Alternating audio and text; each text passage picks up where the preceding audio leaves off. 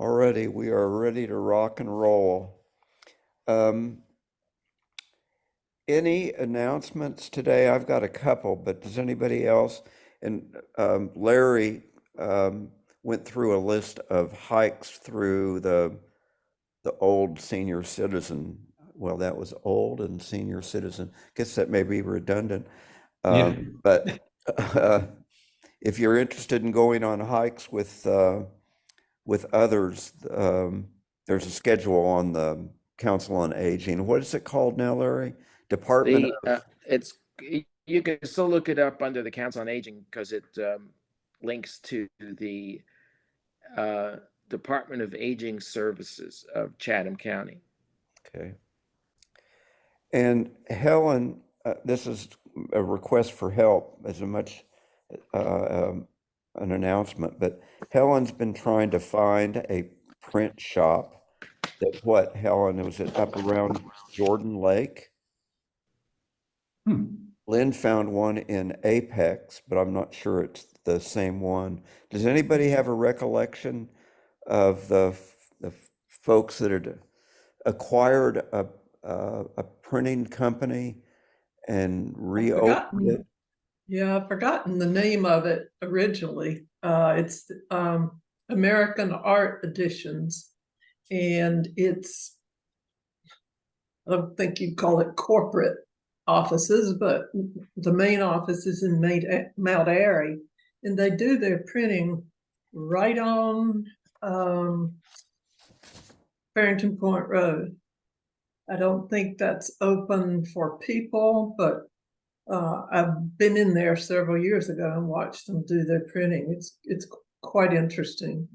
They do giclée and they do a lot of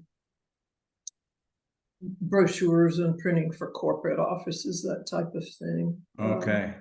But they will still do, I know, giclée, whether they'll do other things or not.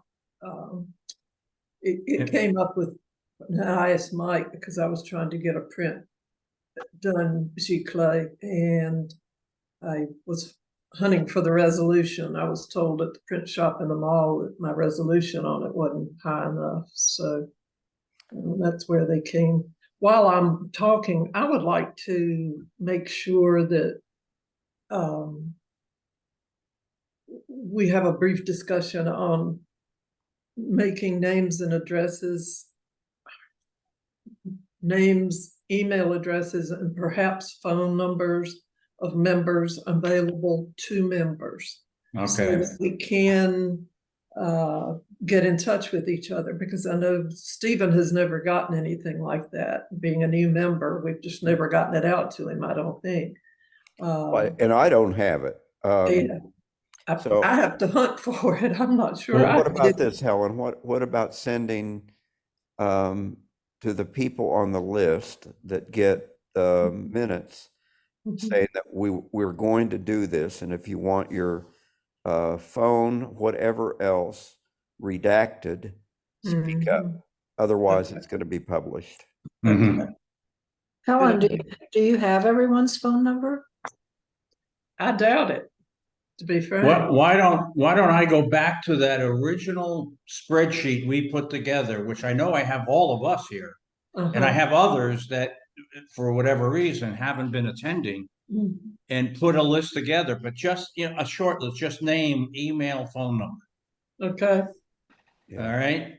I'll get that over to you, Helen. Okay. And then we can decide, all right, are we going to publish it, or are we going to canvass people and say, look, do you not want your name on this list? We can take it off. I think people would like to have it. I think as we try to share and do things together more, it becomes something that we need to have. Frank, Okay. I have that list. It was dated March 22nd, 2022. Mm-hmm. And it was a list of people's camera. Right. It had all that. It had a ton of information in there. Right. And It so was like 42 columns long. yeah, so it was March 22nd of 22. So if you have to look it up. So name, email, phone, right? That's it. Yeah. Okay. No address or anything. Yep. Okay. All right, I'll go ahead and put that together. Okay. Um, Let's go in and get it out. So, because, yeah, I remember telling Stephen to get in touch with somebody about the Sassy Goose business, and he said, how? Yeah. Because Okay. when I send out the mailings, it just says InFocus. You can't get it. So I think that's important too. Okay. Okay. Thank you. any other announcements? I've got two fairly quick ones okay. The hybrid meetings are still under review. I guess that will be the way to put it. It's not ready, but the steering committee, people in charge, maybe even for next Tuesday when we would normally have a PIC meeting, I'm going to ask people if they're available, and anybody could join it, but for sure, as many of the PIC group, Frank, Helen, Bill, and we're gonna try to get permission at the church to have a dry run there. So be looking for that. Okay. I don't think there's any reason to limit it to the four of us. So we'll just send a note out saying if you want to participate in the experiment, here's how to do it. Yeah. The other thing, and I mentioned this, I can't remember when it was. I think it was at our last in-person meeting. I made the comment that I thought I had created a group for a subgroup of either our Facebook or our Flickr page for bird photos. And I finally came back across where that is. If you're interested, it is on Flickr. And when you open your page and then get to the InFocus page, there is a list of options at the top. And one of those options is discussions. And there is only one discussion on Flickr. And that is the link I created. It was for post your bird pictures here. And it's called a sticky because it's always going to be at the top of any other discussions that occur. Okay. So Flickr discussions, post your bird photos here. All right. And I guess there's one other thing I want to say. I felt terrible about having to cancel last week, or the last, I guess it was just last week, wasn't it? It seemed like a long time 2 weeks ago. ago. Yeah, 2 weeks ago. And I appreciated the notes you all sent. It was a come and go thing. Didn't Yeah. last long, but it really put me down. And I felt badly and it came at such a late date that I didn't know how else to handle it. And I probably wasn't thinking very clearly in the first place, but, and not now, but we're going to have to get a system in place so that if somebody that has a part of our meeting, whether it's leading it or whatever else, can step in, but we'll get to that. So, Perhaps that's something we can talk about if the PIC gets together next week. yeah. That always, all of the photos would be sent to somebody else via Dropbox or whatever. Yeah. So that the photos could go to someone who could lead the meeting. I'm Well, looking at Mr. Bill there.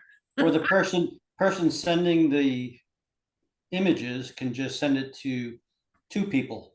Yeah. Instead of just one, so that there's a duplicate just in case. All right. Yeah, Bill, that's too easy. Yeah. Yeah. I know, I'm a very simple person. Yeah. Well, that's a good idea. Monday night, just send everything to a chosen other person. Yeah. That could lead the meeting live or Zoom. Well, what I took Bill to say was that when they send them to me, send them to somebody else too, I- same time. I- Copy care of. Yeah, I kind of, I'm Well, afraid. we'll talk Yeah, about what the best yeah. way would be. But again, I was embarrassed and I'm sorry. No problem. None at Education all. Director, Bill? Well, yeah, I don't know. I just, instead of kind of a tips and tricks kind of thing today, I think I sent out that email, I guess last week, about depth of field. Mhm. And I put one little line on there saying, maybe think about some of these things once you watch the videos and go back to some of your old images to see if there's something that could have been done a little better. And I've always felt that I kind of paid attention to it. But as I went back in time, I could see where I started understanding depth of field. You go back like to 3 years and it's like, what was I thinking?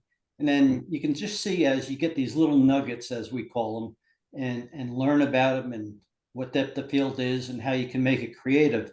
It really becomes changing it from a photograph to something more like art. So I think it's really important that we keep kind of thinking about depth of field when we're using it. Like at the bird park, you use a low depth of field so that you can get the image of the bird tack sharp and have everything else kind of blur around it so that it doesn't become distracting behind it. Or in cases where you want a lot of things involved and you have to raise your f-stop on your aperture, to start using that more consciously. And like I said, I've seen the screw ups that that I made, and they weren't necessarily screw ups. It's what I knew at No. the time. And I think just adding something into your little toolbox of what you're doing as you're composing, it makes a lot of sense. No, I think There are some software fixes, but on Elements, I had one particular photo that I really liked and the depth of field was too long and it cluttered up the background. Mhm. There's a blur function in Elements, and it kind of worked. It got it so that it was a little bit better than it was before, but and I don't know what's in Affinity, but I'm sure there are things in Lightroom and other programs as well that you can use to try and fix it. Yeah, I've used in Photoshop a blur tool, Yeah, and where I didn't have the right depth of field, I didn't take the picture properly, but I could go back and blur the background. yeah. And it's usually under, I think, filters or something like that. Yeah. Yeah, But there are ways of doing it, but I think Bill's right. Better to do it up front. exactly. Look at it and say, "Oh, shoot, I got to go back and Because correct this." I'm that guy who's the straight out of camera nut. Yeah, And uh, I think based on our 2-hour workshop we had with Elements that time, I only use like 8 of those tools. So yeah. I have to get it as right as I can. Yeah. Okay. I've got a question. The depth of field button on my camera. Is there Mhm. a depth of field button on more modern cameras than mine? Well, I know that with a mirror that what happens, but I don't know if mirrorless cameras can do that, because I think that when you push that button, it stops the lens down Mhm. rather than leaving it wide open until you push the button, the shutter. But what about? I was just curious. I just discovered it, and I don't know what's happening. It darkens. Um, I don't Well, know what it does, Helen, is it stops the lens down to whatever f-stop you have it set for. But I don't know how a mirrorless would work. Yeah. And Bill? I haven't seen mine long enough to figure it out. But, Mhm. what's really interesting with a mirrorless is that when you're looking through the electronic viewfinder, you're no longer using that prism and you don't have the mirror anymore and it doesn't go through the lens. You're actually seeing what the sensor sees. And what's really interesting is if you're on manual, as you're looking through there and you're making any adjustments to your f-stop or to your shutter speed, you will see it is truly what you see is what you get. Now, I don't know if it does the same thing with the depth of field, but it's really kind of amazing. You know, remember when we always talked about exposure compensation? Well, if you're seeing exactly what you're going to get, your need to go for exposure compensation is going to be far less. You know, because you're seeing it before you press the button. So yeah, that's one of the real interesting things that I found about mirrorless. And then also with mirrorless comes a downside is that you no longer figure out how many images per battery. You know, that's all gone out the window because, you know, when we were looking through a viewfinder, we're always just looking through mirrors and glass. It wasn't using energy. Now your electronic viewfinder and your sensors on all the time. So now it's more of an energy management of how many images you're going to get. Oh, okay. Because they say that you can get like 245, which scared the daylights out of me. That's not much. No. But there's people out there who have taken 5,000 images and still have 30% of their battery left. You know, those that use high frame rates, because these can do 20 frames raw per second. They can do 120 frames per second JPEG. So you press the button down for a second, that's and that's 120 images that you've taken. So it's weird. There's a lot to learn with it, and it's a little scary. There's just different things about it but once you learn it, it says like, wow, this is great. Yeah. Yeah, being able to tell it to look in this little box here and look for a person, and it goes right to their eye. And I switch between identifying people and animals. So I took a picture of Maggie when I had it on animals. It went right to her eye. I quick switched it over to people. I figured it's going to look for her eye. No, it knew she wasn't a person. I mean, it's really, it's different, but once you kind of right. Yeah, the autofocus systems now that they have are just amazing. Okay, on to photos. Bob, you're up. We waited on you and your mattress, so all right. start now. Thank you. Everything worked out great. Well, I guess you want to see pictures. Yeah. That'd be helpful. It's optional. But while he's working on that, if anybody has the depth of field button, Frank, I know you do, Canon. If you can show me I'll have to research it. I've got to go through the manual and see if it's there. I have not seen the depth of field button, but I'll have to, go back in and look for it. I know on your ADD, I think there is. Yeah. On mine, it's on the front under the button that you would press to release the lens. Right. The little teeny button that I one day just got curious about. What does this do? And I think when you press that, it actually takes your lens and it takes the blades and puts it, based on your aperture. Okay. This was in, this picture was last November in Hendersonville. Wow. So that there's not as much color as I would have liked, but it was a picture I took back then. It's what I had. So this was on shutter speed of 1/125th, f-stop of 4.5 and 85 millimeters. And it's just a nice place to take pictures. And where was this again? Hendersonville. Hendersonville. Not far. I think it's close to Asheville in that area. Yeah, just south of Asheville. Yeah. Yeah. And Bob, this is I like the shot a whole lot. It looks like it could use a little more saturation. Mm-hmm. Okay, That would bring out maybe some of the, well, Brown, it would green. darken everything a little bit.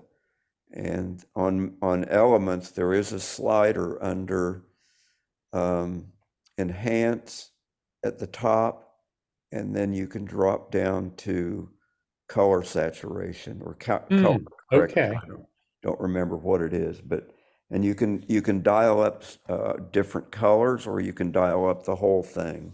But I think that would really this would Okay, no, that's great. I will, Yeah. I'll mess around with that. Reprocess and give that a try. You know, I take will, that okay, saturation and push all it. right, Because in elements, I've always found that haze reduction does a good job because it's, doing a slight amount of contrast and saturation and things like that. So That's really, that's a nice photo though. Yeah. it is. And this is Bob's as well. Oh. Back to the other one, were you standing in the middle of the stream? this one was on a bridge, the Okay. second one. Mm-hmm. Well, both actually. I think this one was on a bridge, but I'm not positive, to be honest with you. So, and this was a similar shutter speed of 1/125th, a low f-stop f4.2 and at 55 millimeters. So, Nice. And Bob, I think you get the top part of this has more color saturation. So yeah, it does. the Yeah, first one was probably just with more light, and this one you were down and it didn't blow out quite as much. It's not really blowing out though. this may be one of those times when we've always talked about filters, where it might have been good to have a polarizer. Because Yeah, that was going to be my suggestion too. Whenever you're shooting around water, it's useful to use a polarizer. I always thought, and not always thought, because I haven't been doing this that long, but that you'd use a polarizer when the sun is higher. So when does that come in? well, it's usually the maximum efficiency of the polarizer is when it's 90 degrees both sides of you. Okay, yeah, I do remember reading that. But it doesn't mean that it doesn't work anywhere else. Okay, And then, There's kind of two times when I find myself wanting to use a polarizer. One is to if you've got a sky background, especially with some clouds and it's maybe a little bit hazy, the polarizer will help you, give a little more texture and little more contrast to the sky. And if it's a clear blue day, it just gives you that really deep blue. Yeah. So that's one area. And then the other one is, waterfalls or moving water. And yeah, Bill is right, but half the time I don't remember to check which way the light's coming from. I just see if it looks good or not, and maybe shoot it both Right. ways. right, okay. Okay, So- thanks, Bob. Yeah, can I ask one more question though? Sure. While I got you guys here. So what shutter speed, like this was 1/125th. I mean, do you want more of a blur? Well, I guess that depends on what you want. If you want to get a blur effect, then you would reduce the shutter speed. So it would be like slight blurring, and I've Right. tried it both ways. That time we went to the waterfalls, you, Bill, and I tried it with 500 to freeze it, but then I also put it down, and again, I had to use a tripod, put it down around 40 or 30, and you got that nice, almost like a glow on the water, with the blurring. Okay, And So I guess general- it's an experiment. Give it a try with both. all right. a general comment I guess a general rule that I've used shooting waterfalls in particular is if there's a high volume of water, sometimes stop action looks better than so a higher shutter speed looks better than a blurred photo. If there's like a really low flow, that's when the blurring can kind of make it look better and just look more pleasing.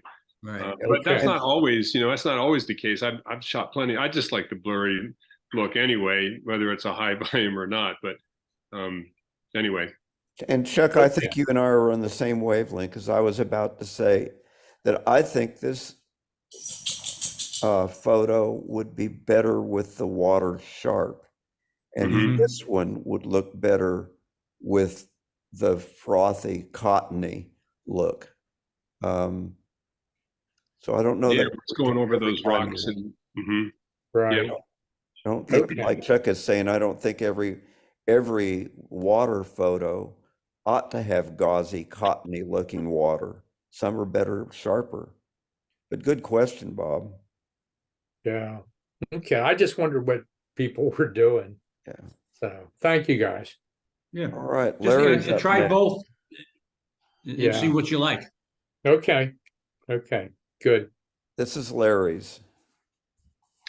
Yeah, Oh, my program that I use for post-production, once I crop it and fool around with it, then I can't get the data out of the photo, so I can't tell you what I shot it at. But I tried to use a slower shutter speed, so to get the water rushing through. This was a creek in a really fast flowing creek in a state park in Oregon that we took the grandkids to.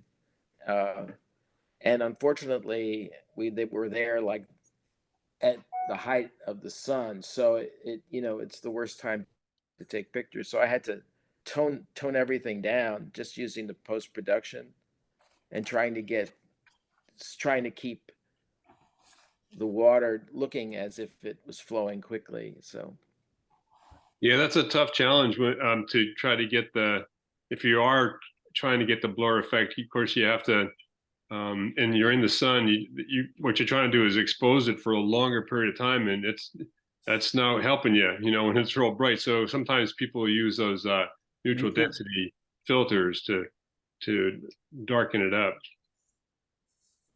It's a good shot, though. yeah, I mean, I took many pictures of the water flowing, and they were not in the background wasn't in focus. So I mean, I could have sworn those were Appalachian mountain rocks. I don't know. Just kidding. no, those are rocks from Oregon. Yeah. And this too is Larry's. Oh, I like that. oh, that's great. So this is the guy fishing on the Haw, and actually you can see that he caught the fish. Yeah, right I was there. gonna say he's even got one. Yeah, Yeah. and so that was really cool. And I just cropped it down, and as again, you could see from the highlights on the water that I was shooting it right in sunlight. So it wasn't a great choice, but there it goes. You got some turtles in there too. I got something in Yeah, there. look at that. Yeah, but I love the fact that he was wearing bright colors, so that Yeah. that really pops. Yeah. Yeah, against the background there, it does pop out, Right. stand out. Well, the exposure on this one's spot on, I'd say. That's up in Sax. That's where the Haw is, up in Saxapahaw. Oh, up that way? All right. Yeah. Hmm. There's that path that you can go down to the Haw River when you're in Mm. Saxapahaw. Oh yeah, yeah. And There's you a walk couple along of there, and All right. yeah. So I just happened to see this guy. So All right, Yeah. Larry. If you can hear me through the whoa, this Wow. is great. look at that. barking dog. And This is Bill's. Very nice, Bill. that is nice. Yeah, that was our little trip up there to Hanging Rock to the Yeah. lower Cascade Falls. Yeah. And this one I shot at 30 millimeter at f8. So being that I used a kind of the wide angle side of the lens as well as a high f-stop, I was able to get a good depth of field. Mm-hmm. I shot it at a half a second, and that seemed to be the right to get both the flowing water but still being able to capture the droplets. Yep. So yeah, had to play around with that until I could figure that, to get both of those. Yeah, I like the droplets coming off of it. Yeah. And it was 125 ISO, which is probably because it was on automatic, because I let the camera take care of that. Yeah. I think you're right. It is a computer, Bill. Yeah, it is. Oh, the new ones, holy crap. Yeah. What F stop? That was F10 You handheld? handheld. Ugh. That's Oh, pretty no, good. no, not handheld. We had tripods. Yeah. Hmm. But Do you remember to change or turn off stabilization, Bill? I don't know if I have to do that anymore. All right, this next one is Bill's too, and this Oh, one's yeah. great. I Very love nice. this one. Yeah. And this is basically the same area, but just a little wider view of everything. Yeah. I kept this at 38 millimeters at f16. So I really tried to use depth of field to capture as close as I could and then still be able to see the falls in the background there. Yeah. Yeah, that's cool. I like that, the way you can follow the falls way in the background, all the way down, coming into you. That was our leading lines going the opposite Yep. way. Hmm. That was Yeah. great. That was a fun day. Yeah, it was about a 3-second exposure. Oh, nice. Where was this taken? That's up the Lower Cascadia Falls in Hanging Rock. It's It's quite the Hanging hike. Rock. It's quite the hike coming back up. Yeah, But it's fun while you're down there. it is. What town is it near? Oh, yeah, I can't remember which. Well, it's north of Winston-Salem. There's some little towns around it. I can't remember the name of it. Oh, No, Yeah, I just deleted it off my GPS in the car too. Yeah. It's like just a couple, maybe 2.5 hours, right? Is that about how long it took you guys? yeah, It was just under 2, I think. yep. Yeah. So it's I pretty. think, yeah, I think about 2. You know, we weren't in the car for 2.5, but Yeah. I was driving, so it's 3 hours for anybody else. yeah, No, it's 2 I hours. just remember the steps up. going and back. back. Yeah, Yeah. You didn't remember them going down, just coming up. yeah. Yeah, that's right. Yeah, going down was no problem. Coming back Yeah. up, there were a lot. Yep. Well, this shot is the cover page for this kind of shot. Yep. Perfect.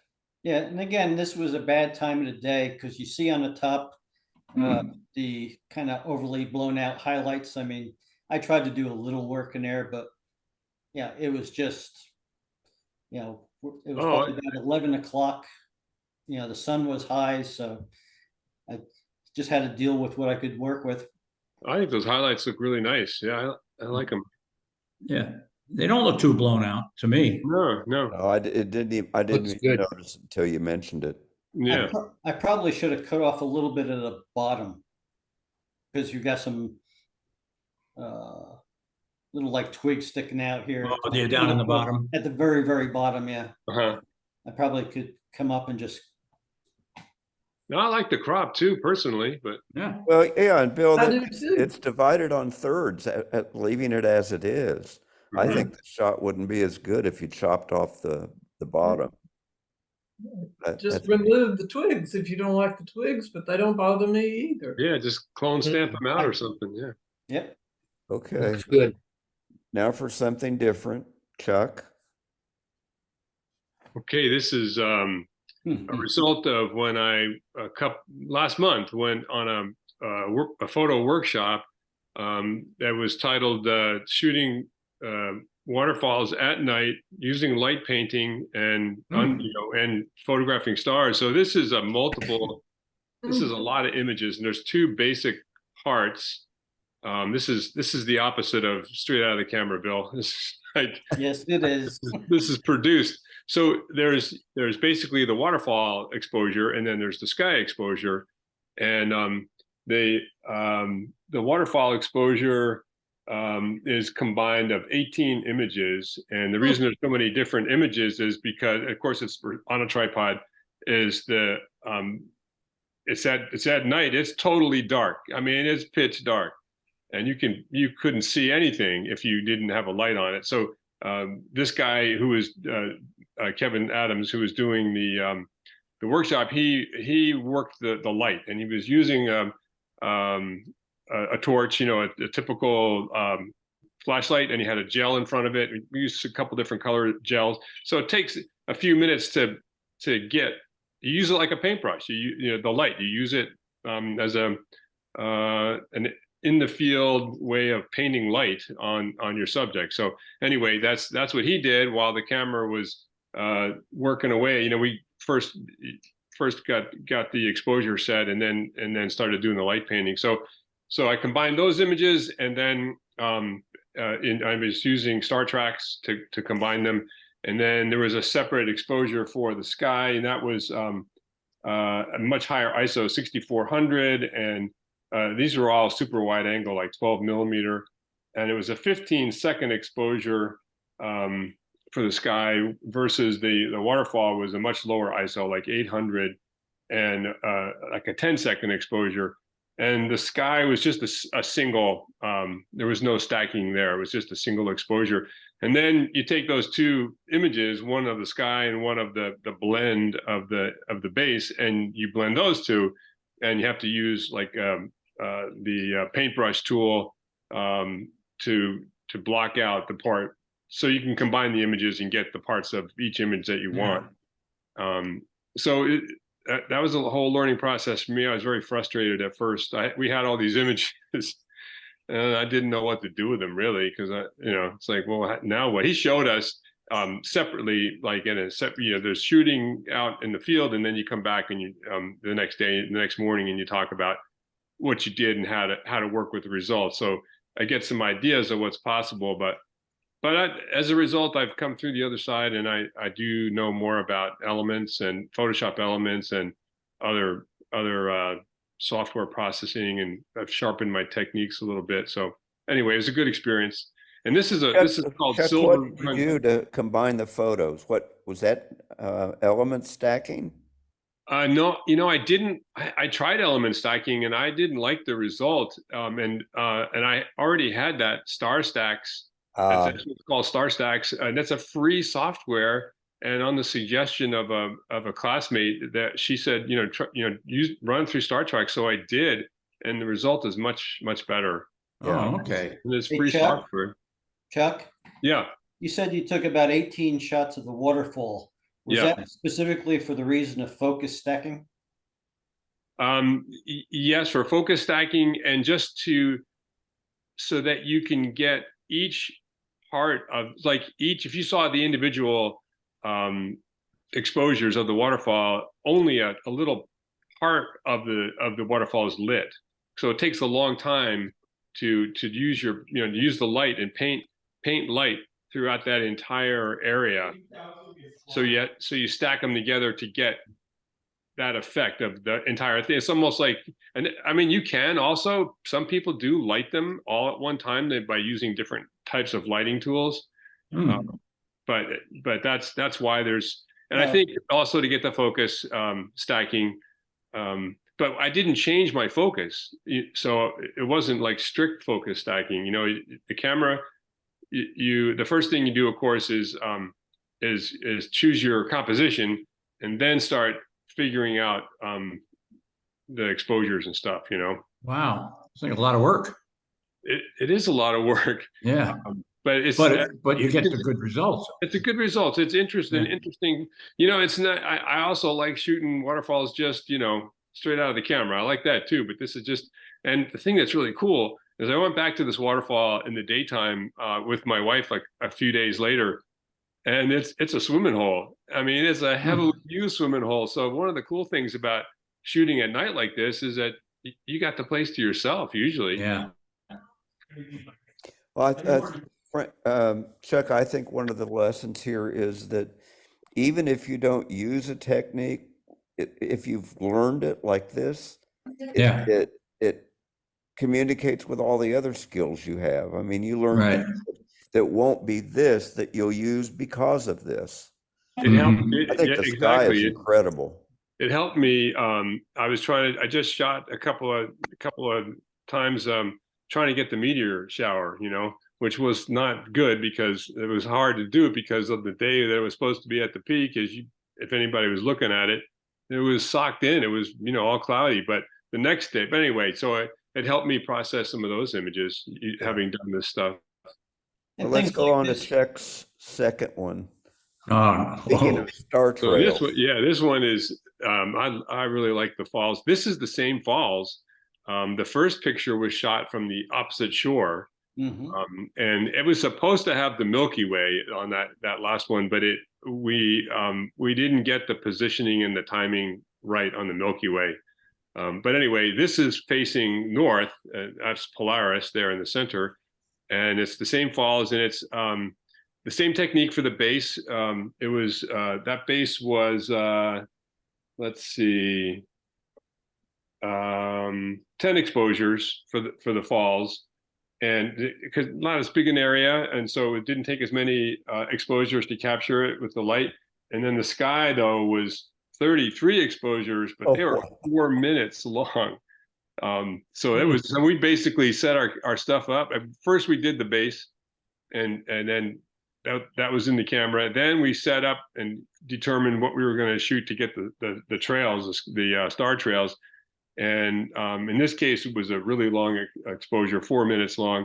And we just, it was running for 2 hours. So we went back and sat in the car and left our stuff. And then came back and it was, and stopped it. And so there's a lot of different images in here. Like I said, 10 on the base and 33 on the top. And it's an ISO of 400 for the fall, so it's kind of lower since the light is closer. Again, super wide angle, it's 11 millimeters. It was a 10-second exposure at an f-stop of 5.6, so it wasn't all the way open. It stopped down a little bit, and then the sky though was as I said, 240 seconds, which is 4 minutes, and it was an f4. And so you have to use something called an intervalometer. Some cameras have them built in. I bet yours does, Bill. Mine actually does, but I used the external one. And it just you set it up for how many exposures you want, how long they're supposed to be, and the interval between them, and you just let it run. Wow, and That's a great picture. It is. There's such great detail on that picture. Yeah, I think that's when you stack all those images, really helps the detail. So anyway, it was a cool process. It was kind of really, mind opening to see how he does those shots. And I love star trails, and it was hard to get it just right. And actually, I had more exposures that I could have used, but I found that using more exposures for the sky was a negative. There's too many stars, and it didn't look good. And then that comet effect is an option in star tracks. And there's different. It's a pretty simple software, but there's a couple of options you can do, and so you can vary how it looks. And so anyway. Yeah, this is one for the record book, Chuck. Oh, thank you. Incredible. It reminds me of a Van Gogh painting. Oh, yeah. Starry Night. Starry Night, yeah. I took one in my backyard that reminded me of that effect too. Beautiful. Great picture. Terrific. Unbelievable. And the one big thing here is something most of us don't have is patience. Yeah. It takes patience. I can tell you about all the fails that I've done trying to do something like this. So yeah, it takes a while to figure it out. But each they're not really failures, of course. They're learning process. Yeah, exactly. I thought Tom was going to be able to join us, but obviously he's not here, and I'm going to skip his, which we're up next, and we'll either hold him over to the next one or catch him at the end if he comes in. And with that skip, this is Helen. Nice. Wow. Beautiful. That one was taken on the hall at Saxby Hall, right where the other picture was taken. At that point, I went back to the archives for this one, and I didn't know what I was doing then. And I still don't know what I'm doing, but I did get a little bit of that lacy, frothy look. The leaf was actually there, and it was kind of dull brown, and I did change it and try to make it redder. Oh, you did? Okay. Yeah, I like the leaf. It's cool. Yeah, it adds to it. It really does. So you were Yeah. able to change it. Did you do a selection on the leaf and then get it to change the color? Yeah, and Yeah. I ran it through Topaz just for that area a million times to sharpen it. Mm-hmm. I just thought when it was cropped like that, it ended up kind of, I don't know, it may tell a story. I'm not sure what the story may be. Uh-oh, Leaf, you're in for it. Helen, this reminds me of something, and I wished I'd made an announcement about this at the beginning, but out at the plant, the smelt gallery, Mhm. the next 2 months, this month and next month, the exhibit is photography. It's the only one of the exhibits out there that focus, no pun intended, focuses on photography. There are a couple of members of this group that have photos out there, and it might be interesting to go out and look to see what other photographers that maybe you've never met before are doing. But what this reminded me of, there was one woman, and it was photography in 3D, like wood carving, etc. And she had a picture that just is reminiscent of this. It was a painting, but overlaid on it was a resin that I guess they use in making surfboards. And what she had done with that resin was to create ripples just exactly like this picture. And through that resin, behind it was her painting of fish. But this is amazing. It's awesome. It's an awesome piece. That's one of my favorite things in that. Oh, you went, Chuck? Yeah, I go at least once a week and go have a beer and look at the art. Yeah.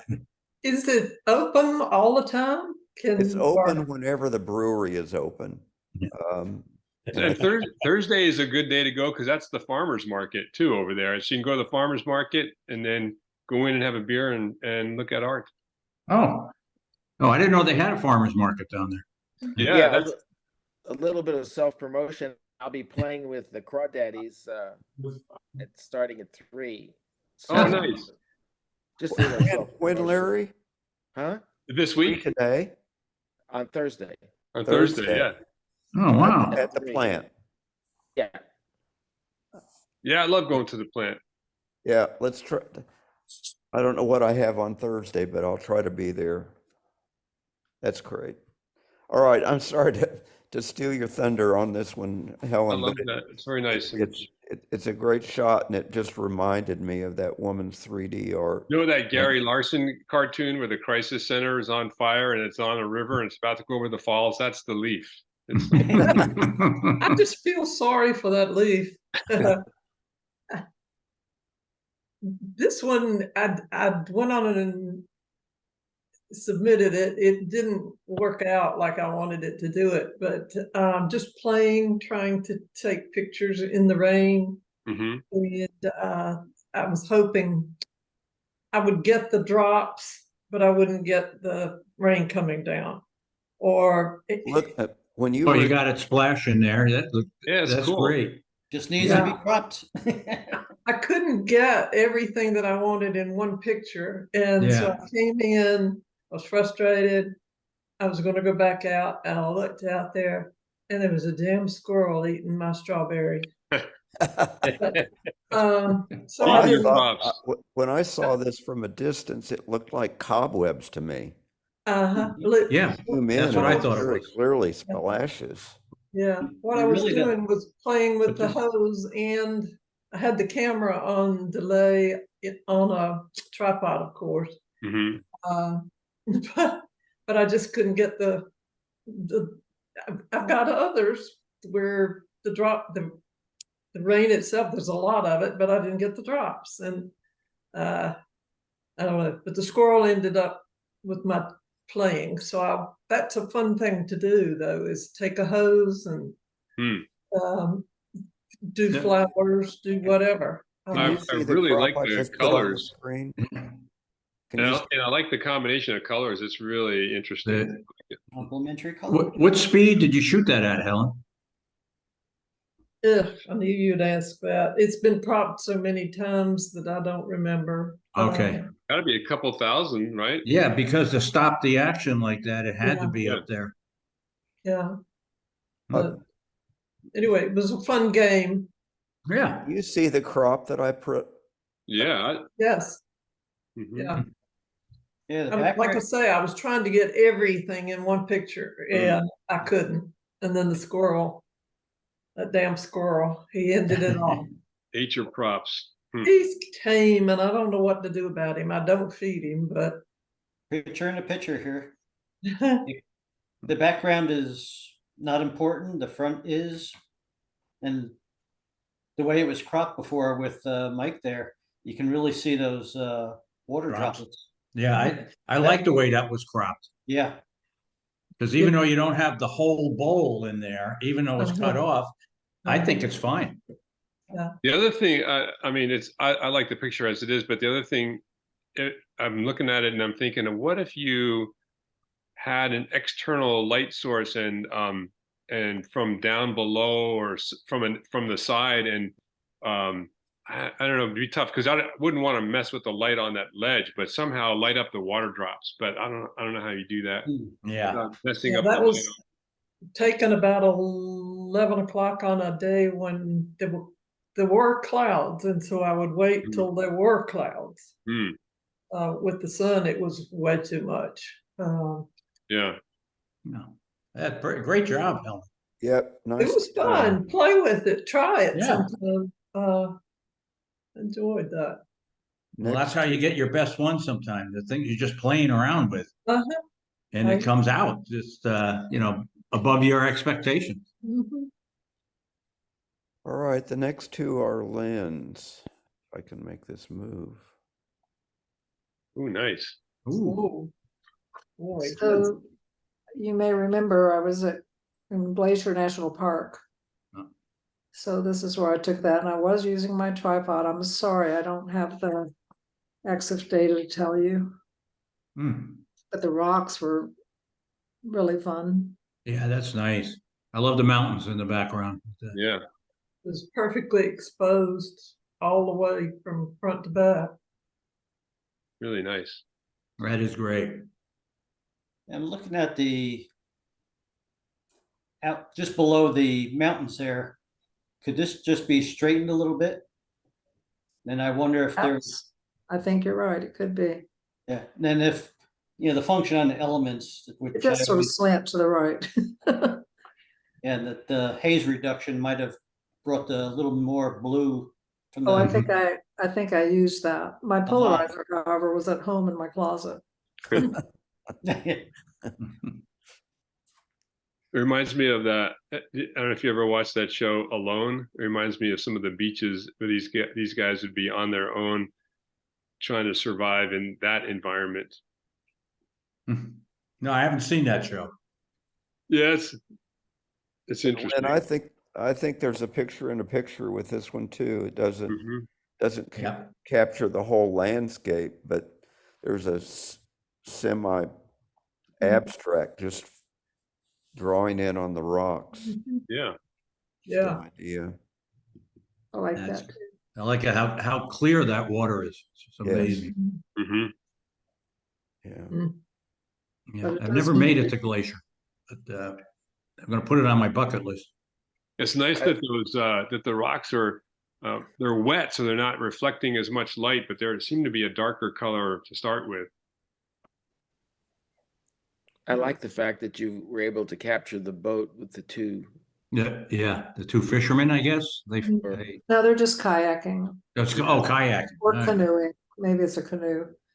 They were both out there. I think that really makes that tells a story. Yeah. Great, nice job, Lynn. Yeah. And this one, nice. I packed up my camera gear that day and left the battery and the charger at the hotel. Ah, So this was with my phone. uh-huh. So I can tell you what, it's interesting, this waterfall used to come down over the front of those rocks at the top.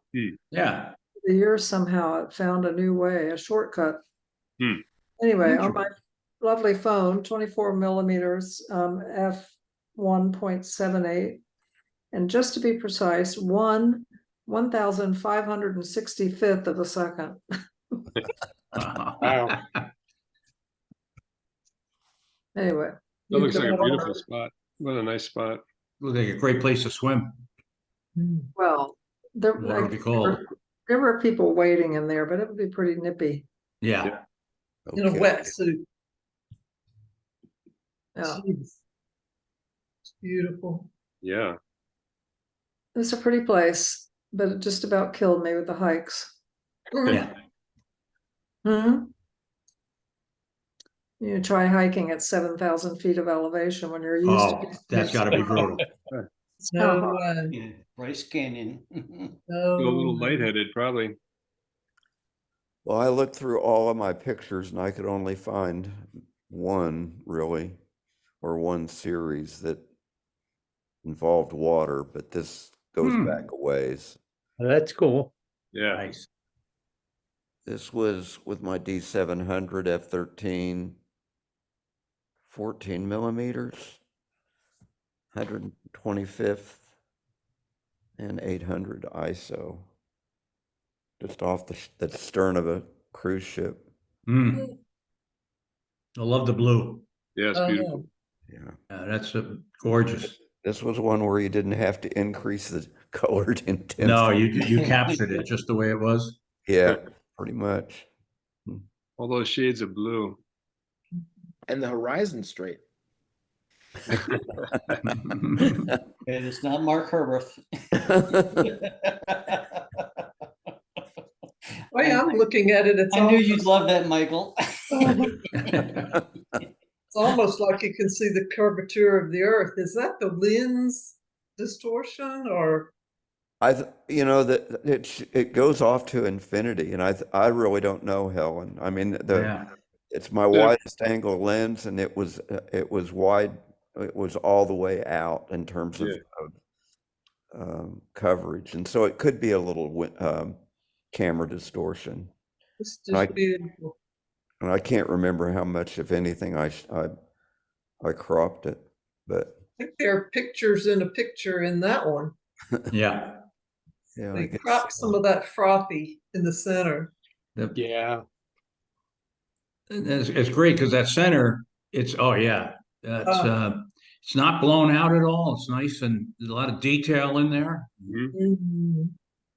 A lot of turmoil. I didn't. I think this was just a single shot, not a burst.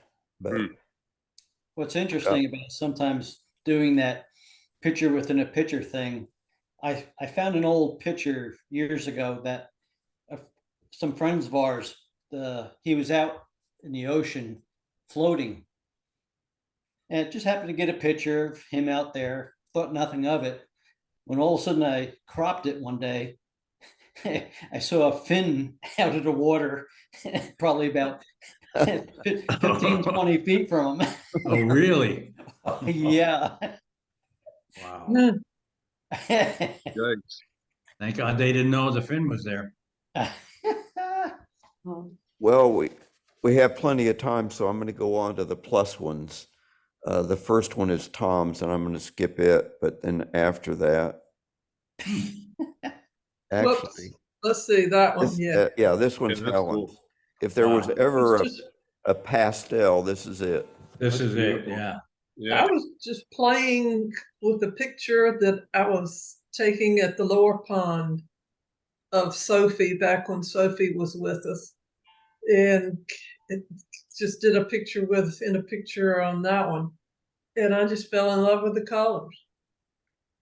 And I thought, no, that's, if there ever was an abstract. Yeah, it is beautiful. Very nice. Well, this looks like a Tom picture. Yeah. Uh-huh. That's just- Yeah. I loved it. I'm gonna frame that one. If it was done with an iPhone, I guess. Oh, was it? I'm pretty sure. I don't know if I can get much printed on it or not, but I just love the colors. So It's it terrific, is a Helen. reflection off of Lower Pond. Yeah, terrific. Very nice. That's great. And the next one is from Larry. Ooh, Oh, nice, Larry. wow. I'm thinking, Larry, that this would have been one to keep up with your first two. Yeah. I love this shot. That's a great falls. Yeah. That's cool. DuPont Forest. Yeah. That's the lower falls. Oh, All the okay. way all the way on the top of the falls. You really can't see it from here, but is a bridge that goes over a covered bridge that goes over the falls. But I was able to capture the two people down at the bottom just to give you a sense of size. Oh, definitely. Yeah, I like, they definitely add to it. Yeah, I that's mean- important. And I cropped out. There were so many people down there with dogs and everything. Yeah, it's really hard to during the day. Yeah. It's hard to go there without all kinds of people interrupting your photograph. You know what I mean? How But dare see, they? I think that that stop action works because that's such a massive amount of water. I'm not sure. I think it looks really good the way you did it. You know, instead of having to blur the longer shutter speed. You know. Right. Yeah, there's a lot of detail about, Mhm. I don't know if you can see my cursor, but maybe you Yeah. can see this area would have lost all of its detail if you'd let it, Yeah. and the people would have moved. That's right. Yeah. Right. It'd been That's true. blurry. Yeah. Yeah, of the shots that you presented, this I think is the strongest, the best one. I agree, Helen. This Yeah, I is like it. It's that strong gray base down at the bottom, and then the people. I like the it's contrast really- with the dark area up on the Uh-huh. upper right. You know. It's rule of thirds almost. It's very good. Yeah, print Thank this you. one, Larry, for sure. Again, it was probably the wrong time of day. You know, you can tell it was probably around noon. Midday. Yeah. But I got lucky, I guess. Beautiful. Yep. Thank you. Great shot. Very nice. And here's an extra from Oh, Bill. wow. Yeah, that's really cool. I like that shot. And And Bill, there is a star filter, but this light is just like it was, isn't it? yeah, it was just that I used a high f-stop to create the diffraction and to create the starburst. But no, I didn't use any filters or nothing post-processing. This was pretty much as it was, just cropped. It's got a Was this, great. was this under a pier? Is that? Yeah, that was down in Rodanthe the first time we were down there. Oh, okay. And by the looks of it, it was about Yeah, it's very moody shot. I love it. yeah, I used a 36 millimeter, which was an f10, and it's a 30-second exposure. Wow. Okay. So you got the water. That water's all Yeah. foggy looking. Yeah. And then I got the depth of field by using the wide side of the lens as well as the f10. I keep losing my mouse. How small an aperture do you have to create the starburst? Well, in this case, it was f10. Mm-hmm. And because those lights are so bright anyway, but if it were maybe some other kind of lights that weren't so bright, you may have to move it up to f16, even All right. f22. Now, during the day, going up to f16 or f22 is probably not a good thing because it starts deteriorating the image as well, the diffraction. So, it's good to use the extreme high f-stops for starbursts. But during That's great. like Got during a the nice mood to it. Yeah. Yeah, the And that- starburst is the- what makes it. Where you positioned yourself leads you into the picture. yeah, With the lights leading you in the Yeah. picture too. Especially you got those shadows directing you right into the posts. Mhm. And that was so nice about having the rental be within a couple 100 feet of the pier. This was probably about 11 o'clock at night. Yeah, I could go down there. I had all the time in the world, able to think things through, what I wanted to get, and that's sometimes when you're on the go traveling, you can't do that. But boy, No. just like with Chuck with his workshop, I remember the workshop I went out to the Salton Sea. You're forced to be there, to be patient, think things through. It's like a total different world. All right. Cool. Great. The last two are Chuck's.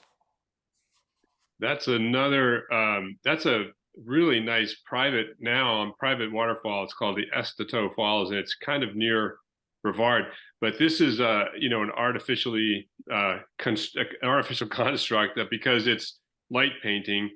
And it's a couple of different sections. The pool at the bottom was multiple exposures. I didn't look up the stats on it, but it's probably 10 or 15 images combined. And then the upper portion, including the sky, is another set of probably 15 or so images. And again, the multiple images so that you can spread the light to all those different places. And obviously this is with a blue filter. And then the tricky thing for me here was in post is on the right side of the image, getting it to look natural. The sky, my guy warned us that including the sky above the falls in this case could be distracting, even though it was dark. There was some clouds and there was more ambient light. And anyway, so I wanted to darken the rest of the image. And which I had to do, but then I had to deal with blending the falls with the right side of the image. So I just played around with it a whole bunch and learned different tools and elements and anyway. So and then the next one I have is the same falls, just like that's what the falls look like in the daytime. We were there, during right at sunset, and there were storms coming in. And we got really lucky because the storms just didn't rain on us. But it's a beautiful falls, and we were the only ones there, and because it's private, and the photographer Kevin Adams had permission to be there from the owners, and it's a really cool place. I can't Really imagine nighttime having your shots. own waterfall in your backyard. I know. And this was natural light. I didn't do anything to this other than maybe dehaze it. It was golden. It was golden hour, and the light. There was it was one of those times where there were clouds, and then the sun came underneath the clouds.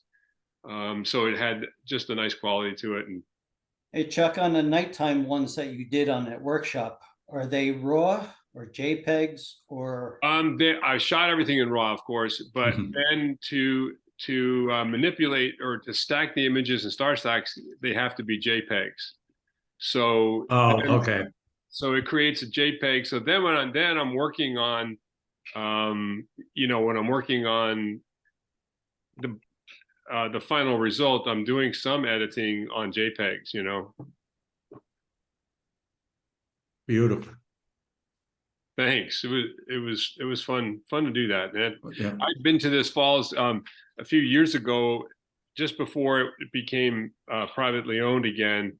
Actually, it always was privately owned, but there was the landowners gave permission to people to use it, but as what always happens, people abuse the privilege, and so they made it private again. So Chuck, Yep. Is the house on the left-hand side of this? Well, behind. it's behind. It's like from here, it's down a hill quite a bit behind us. So there is no house like anywhere near this fall itself. Oh. But it's not. It's a short hike, like maybe a couple 100 yards. Oh, okay. Up a slight grade but the house is very close. It's it's very close to it. It's a nice little farmhouse too. Anyway, Well, I really like this shot, Chuck. Not to. and I have talk about detail. I did some detail shots that I really like too. That are closed in on various parts of the falls. It's such a nice falls. I have rethought the idea of covering Tom's. It's only 10 or 15 after, so let's go back to Tom's in case he can get the video, and if he can't, I'll bring them up in our next meeting. But let me go back to his.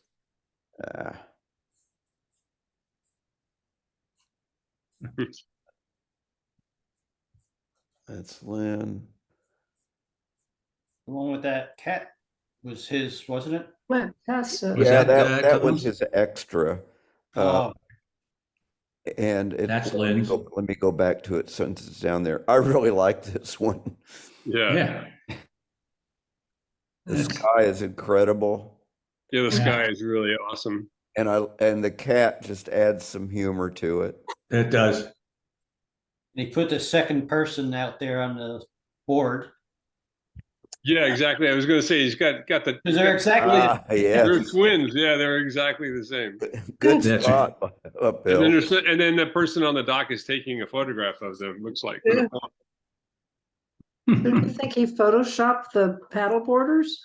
Yeah, it's Just one of them. identical. At Probably least just- one, maybe both. Yeah. I mean, Because they're they're identical. It's the Yeah. same Yeah, they are. picture. And a buoy too. Yeah. That's cool. Great job. A great job of putting it in there. Yeah. That's I'm our glad you Tom. spotted that. I was so drawn into the cat, I really didn't notice. Yeah. Good job, Tom. Now I'm going to go back to his others, if he'll let me. That cat is awesome. All right, this one Mhm. is this one is Tom's. That one. And That's so cool. Like the two states of water. Yeah. Frozen. And I'm sure he's done something to this area that is kind of triangular, that looks like diamonds. Mm-hmm. And What one is of that the things, figure? see if you can figure out what the object that two icicles is coming from. Yeah, it's on. I guess it's a piece of wood. It's a piece of wood, isn't it? Looks like it. Yeah. It looks to me more like it's metal. I but was don't wondering know. if it wasn't, like a link of chain or something. Yeah, and this right here looks kind of like a bolt to me, but we'll have to get him to. Could be Explain wood. this. Yeah. I love the algae on this biggest rock or whatever it is. Mm-hmm. I do like those bubbles around the Yeah. base of the rock. Very nice. Interesting. Interesting. Good shot. Yep. Always. Yeah. And this one gets back to Helen and pastels, I think. Yeah. Can you see the softness. caption at the bottom, a trace for every touch? Beautiful. All right.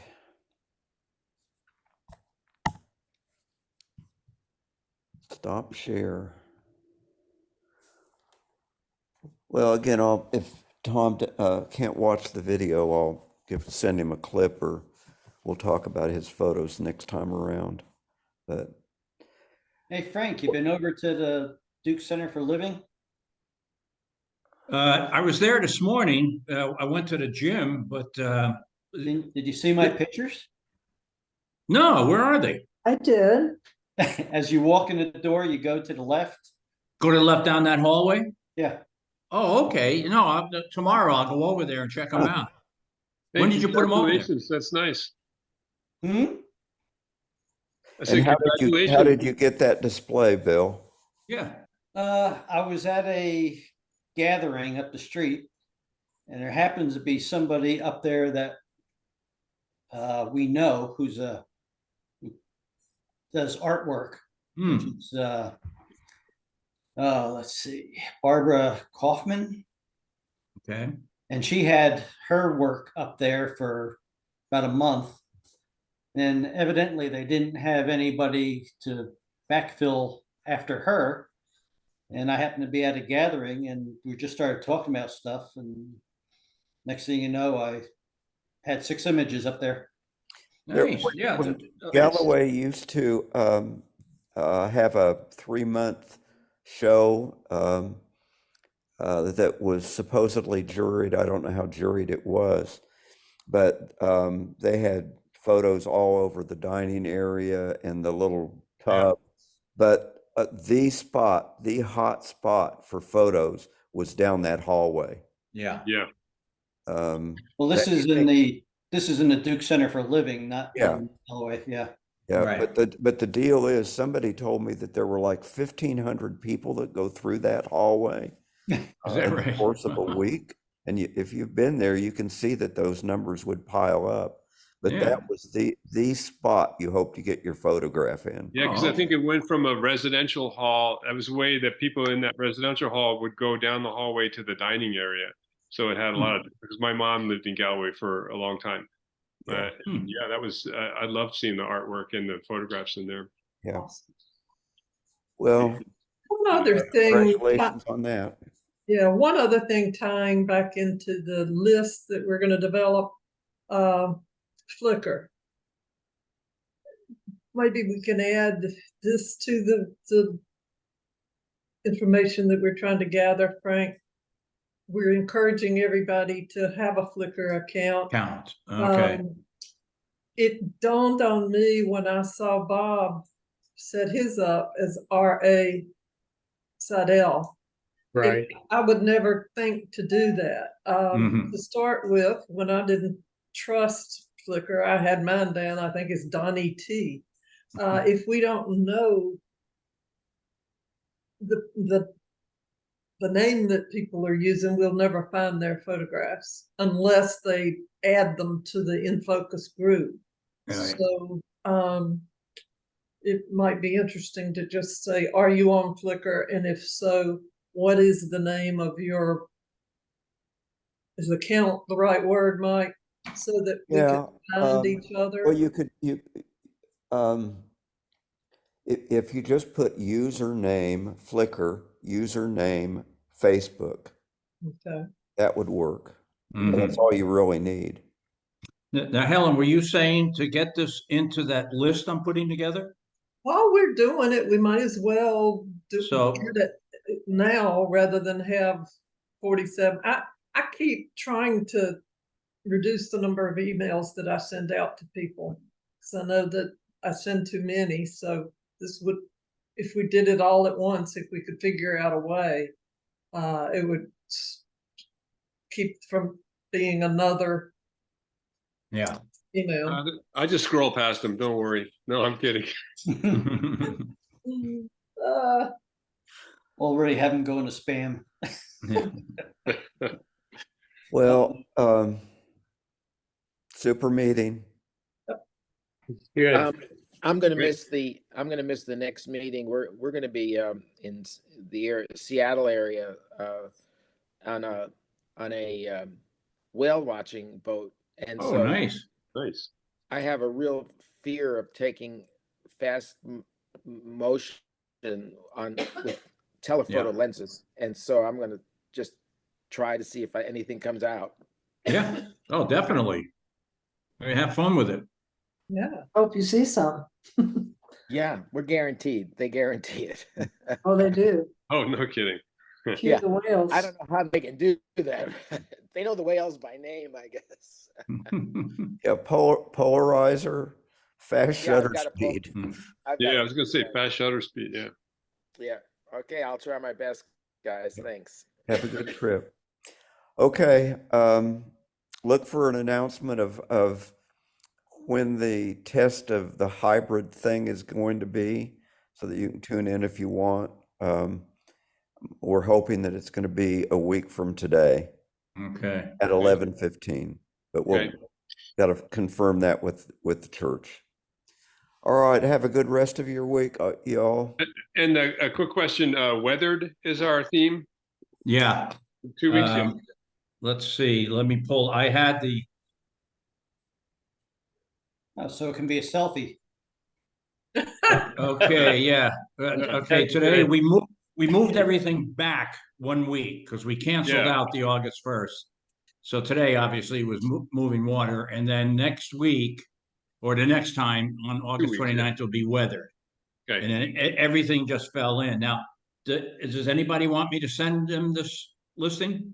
I think you did send it out. You Okay. did. I just printed it out. Okay, good. Okay, so everybody's got it, right? Yeah. Okay, And you know, well, I said, if you don't have it, just email me and I'll send it to you. Okay. And the tips and Great. tricks for it, whatever you take an image of, try it in black and white. Yeah, definitely. good idea. Okay, folks. Thank All you. right, everybody, have a great day. Thank you guys. As well. Be Bye. cool. Thank you. Bye-bye now. See ya.